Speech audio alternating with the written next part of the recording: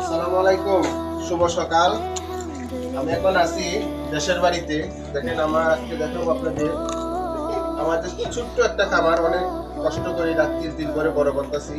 প্রথম আমি একটা গরু নিয়ে শুরু করেছিলাম, এখন আমার 7টা গরু আছে।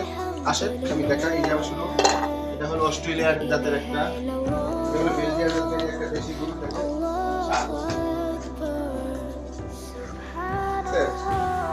না, এটা হলো বেলজিয়াম। আস্তে আস্তে আস্তে আস্তে, এটা হলো গাই গরু।